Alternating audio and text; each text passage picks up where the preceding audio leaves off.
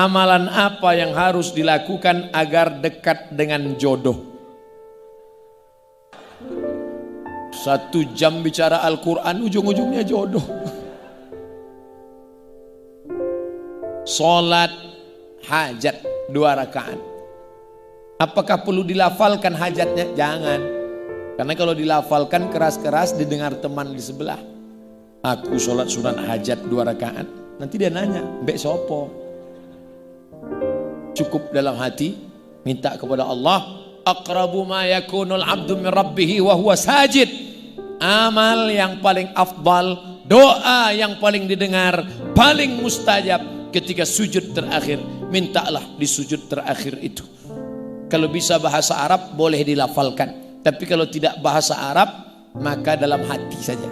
Jangan dilafalkan kalau nggak bisa bahasa. Jangan waktu di sujud terakhir, ya Allah, iki wis perang-perang dino bojone rong teko piye iki. Jangan, batal sholatnya. Maka dalam hati saja.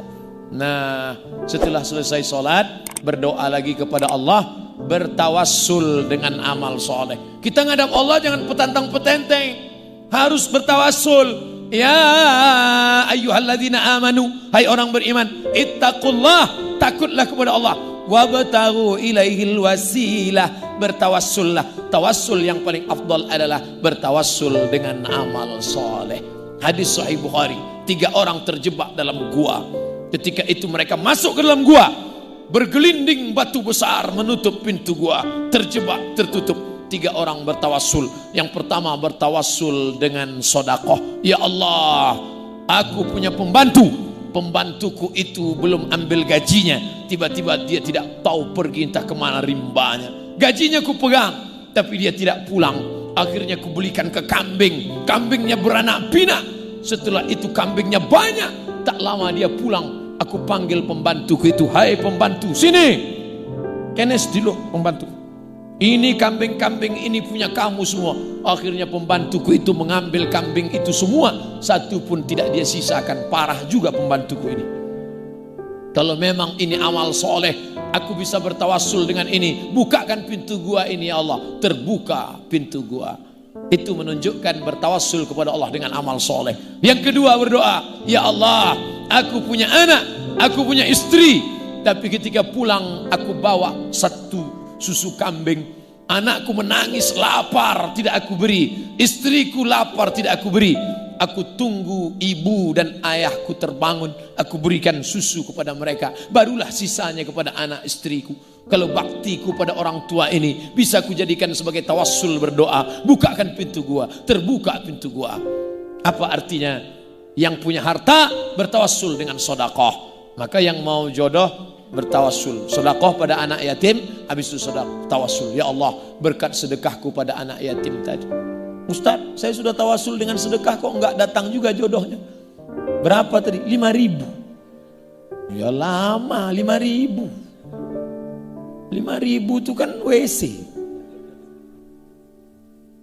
Yang ketiga, apa tawassulnya? Ya Allah, kalau yang pertama tadi bertawassul dengan sodakoh karena dia kaya. Yang kedua bertawassul dengan berbakti pada orang tua. Sedangkan aku tidak kaya dan tidak ada orang tuaku, tapi aku pernah hampir berzina, tidak jadi kulakukan karena takut padamu. Maka bukakan pintu gua ini. Bertawassul dengan takut kepada Allah.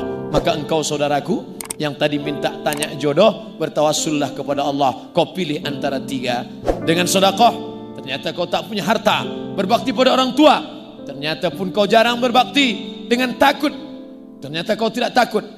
Jangan bersedih hati. Yang keempat, bertawassul dengan bacaan Al-Quran. Maka kau baca Quran, setelah itu bertawassul kepada Allah. Ya Allah, berkat bacaan ini aku bertawassul kepada engkau, mudahkanlah jodohku. Belum datang juga Pak Ustaz. Baca apa kemarin? Kulhu.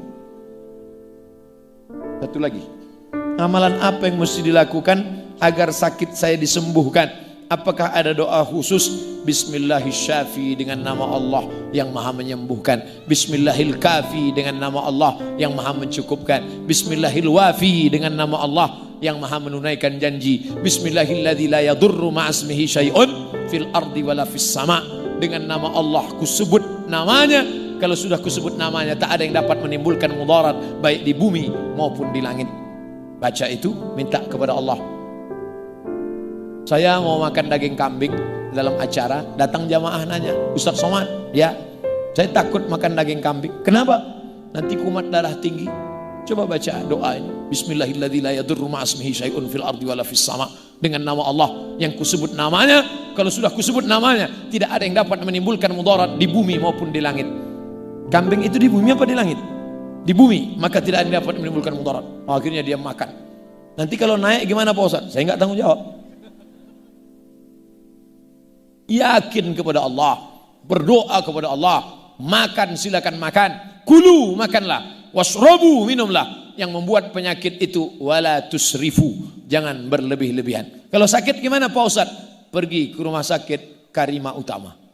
Ustaz kok tahu? Saya ceramah di sana tadi.